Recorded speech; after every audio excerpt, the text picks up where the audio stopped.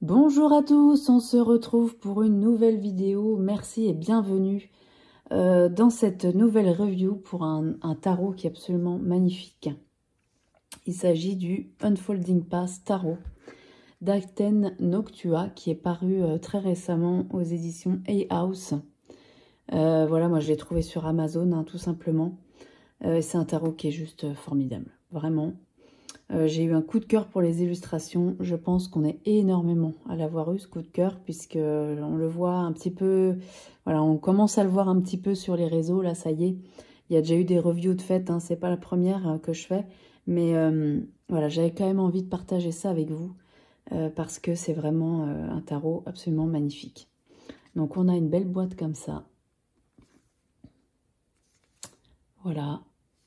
Au dos, on a l'explication, alors c'est en anglais, évidemment.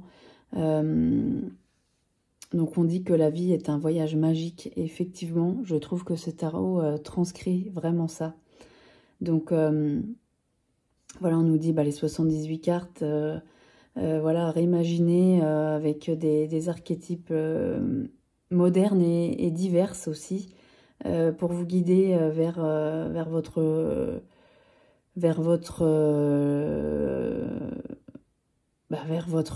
chemin, quoi, excusez-moi. Voilà, donc il suit le Rider-Waite. Et c'est vraiment un art magnifique, vraiment. Donc, je trouve qu'il dit les choses en douceur. Vous allez voir, l'intérieur de la boîte, juste superbe. L'as de coupe, très très beau. Hop, et le couvercle du bas, voilà la boîte. On a l'étoile, c'est juste très très magnifique. Magnifique, magnifique.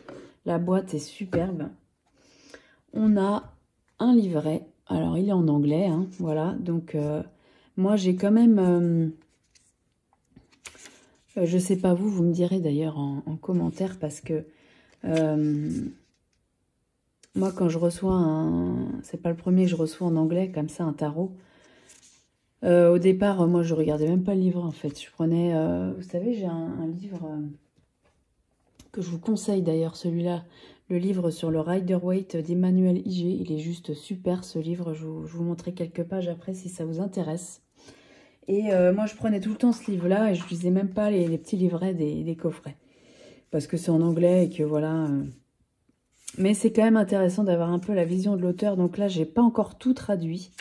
Voilà, j'ai commencé... là, on a la vision de l'auteur, voilà. Comment utiliser ce tarot. Voilà, donc pareil. Et puis là, on a des tirages. Donc ça peut être sympa aussi quand même, de traduire ça aussi.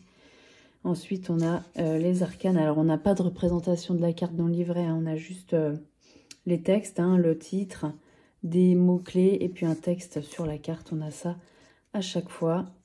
Et puis, pour les arcanes mineurs, c'est pareil. Voilà, c'est la même chose. Vous voyez. Donc, moi, ce que j'ai fait, c'est que j'ai quand même traduit quelques cartes. Et c'est vrai que c'est intéressant aussi parce que par rapport à l'illustration, forcément, on comprend un peu mieux, même si un tarot reste un tarot et que, voilà, on n'est pas obligé de traduire vraiment pour l'utiliser. Mais bon, je trouve ça quand même intéressant. Donc, pour l'instant, je n'ai pas encore tout traduit. Voilà. Alors, les cartes. Les cartes dos, juste splendides. Franchement, il est magnifique. Ce dos, j'adore. Alors, il fait plus printemps-été, c'est sûr. On n'est pas... Surtout que là, je vous ai mis la déco d'automne. On n'est pas tellement là-dedans, là. Mais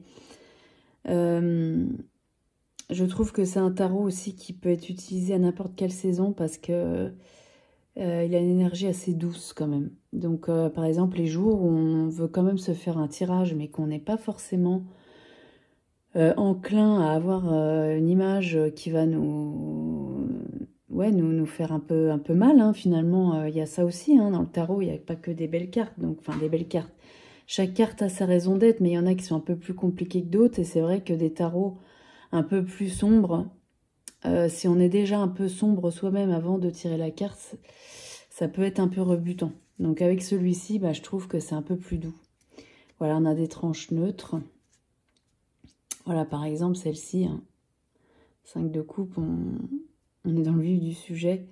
C'est des choses un peu plus difficiles, mais comme c'est quand même, le fond est blanc, donc c'est quand même assez clair, je trouve que c'est un peu dit en douceur, finalement.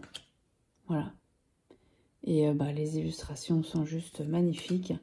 Les cartes, elles sont assez épaisses. Alors, j'ai bonne qualité, les cartes, moi je trouve. Hein. Après, par contre, j'ai vu une review de Bluebird, si je me trompe pas, qui avait fait un test, en fait, en regardant un peu la souplesse des cartes. Et en fait, la carte, c'est un peu pliée. Donc, on est quand même sur du carton un peu, effectivement. Après, voilà, ça dépend comment on mélange ces cartes, mais bon... Comme ça, d'aspect, elles paraissent pas à mauvaise qualité. Au contraire, je trouve qu'elles font qualitatives. Effectivement, elle est brassée en mode poker. Je sais pas ce que ça donne. L'as d'épée, très très beau. Le monde. L'étoile, très belle aussi. Le diable, très original. L'as de coupe, c'est ma préférée. Je la trouve sublime. C'est très très très beau. Le roi de bâton. Donc on a toutes les ethnies, on a toutes sortes de personnes en fait qui sont représentées. Et ça aussi j'aime bien. Je trouve que c'est un peu plus... c'est très moderne en fait. Hein. 9 d'épée, pareil, c'est pas une carte facile, mais c'est un peu dit, un peu plus... Je sais pas. En tout cas, moi, il me dit les choses en douceur. Je sais pas ce que vous en pensez.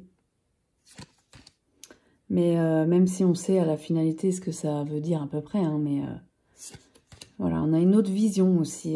Quelque chose peut-être de moins grave que c'est un tarot très très sombre où là on va prendre voilà, il suffit qu'on soit pas très bien ce jour-là et on va prendre les choses très à cœur, ça peut arriver en tout cas. Avec celui-ci, je trouve que c'est un peu plus facile. Alors je sais pas ce que vous en pensez, mais moi ce roi de denier me fait penser à Snoop Dogg. Vous me direz ce que vous en... Mais je trouve qu'il ressemble un peu quoi. Je trouve qu'il ressemble. Le cavalier de coupe. 7 d'épée. C'est très coloré et en même temps c'est assez épuré. Il y a un style un peu particulier. Et je trouve ça magnifique. Magnifique, magnifique. 2 de coupe aussi, très original. La roue de fortune. Le chariot. La grande prêtresse. Elle est apaisante cette carte, je trouve. Même si elle est très... Elle a une essence très forte, hein, très puissante. Mais en même temps, elle est apaisante. L'ermite. L'as de bâton.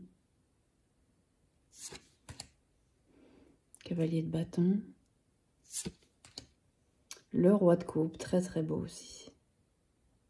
Donc les coupes, on est sur des couleurs vertes, bleues. Mais c'est des très très belles, j'aime beaucoup ce vert. Les bâtons, on est plus sur du rouge-rose, vous voyez. Et les deniers sur du jaune-orange. Très belle aussi celle-ci. Roi d'épée, les épées, on est sur du bleu, bleu-violet un peu, ouais. Le pendu, très belle aussi. 9 de bâton. 10 de bâton. Il est très expressif et très intuitif aussi, je trouve. Hein. La lune. 3 d'épée. Alors là, on a bien compris que ça va pas, quoi. Voilà, c'est sûr. Il est très explicite.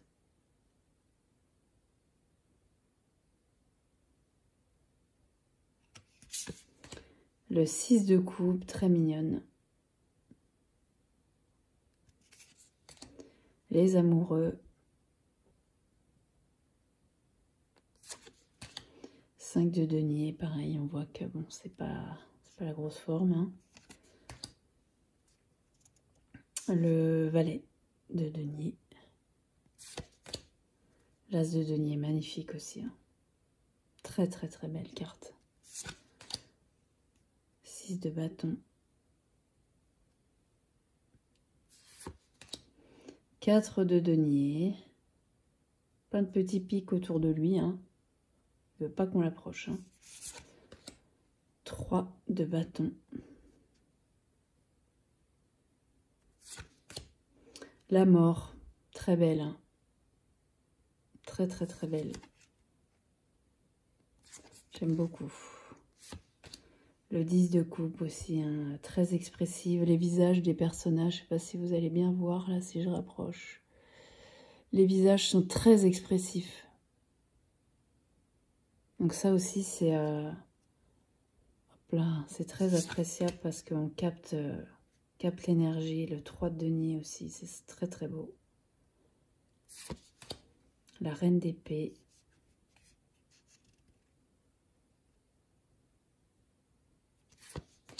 Le hiérophante.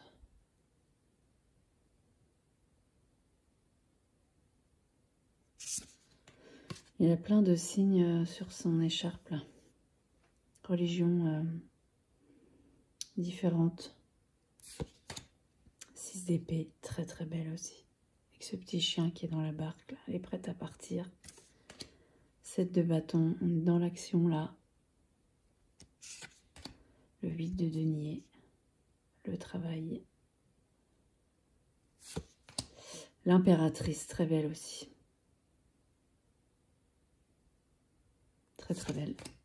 La force. Le 10 d'épée. Alors celle-là aussi, elle est très expressive. Elle peut même être un petit peu violente, c'est vrai. C'est la seule qui est un peu comme ça d'ailleurs. Bon, voilà, on comprend aussi. Hein. Mais pareil, c'est une carte qui est pas facile, mais le fait qu'elle soit des bords blancs, le fait que il est pas si, c'est pas une carte si sombre visuellement en tout cas, même si ce qui se passe dans la carte est quand même assez violent, mais je sais pas si vous allez voir ce que je veux dire. Ça dit les choses comme elles doivent être entendues, mais de façon un peu moins directe. Je sais pas, enfin, je sais pas comment expliquer ça d'ailleurs. 9 de coupe. Le fou.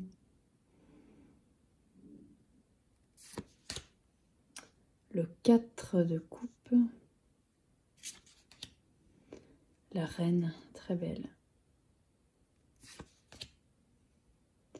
Le jugement. 4 d'épée. J'espère que vous voyez bien parce que ça s'est tout d'un coup assombri. Là, je sais pas pourquoi. Cavalier de denier. La tempérance. 3 de coupe. Magnifique. On est sur l'abondance. Hein. Le 2 d'épée. La reine de denier. Magnifique. La tour. La tour, c'est l'effondrement d'une situation, souvent. Hein, mais je trouve que cette femme n'a pas l'air si inquiète que ça de tomber comme ça. Parfois, il y a des effondrements qui sont là pour quelque chose aussi. Hein. C'est pour du mieux, hein, des fois aussi. Hein. Cavalier d'épée. Alors là, très séducteur, hein, le cavalier d'épée. Hein. Voilà. Le soleil. 4 de bâton.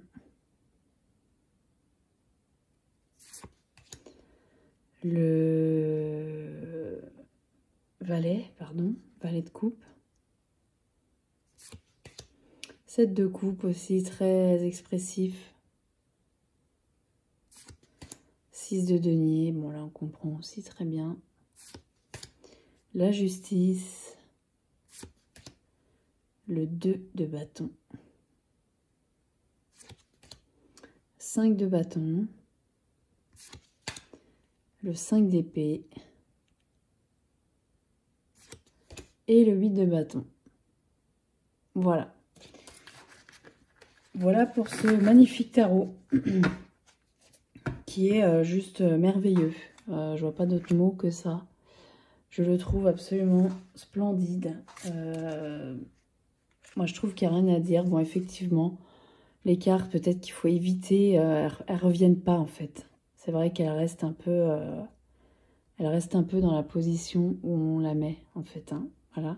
C'est vrai, donc faut faire attention quand on mélange.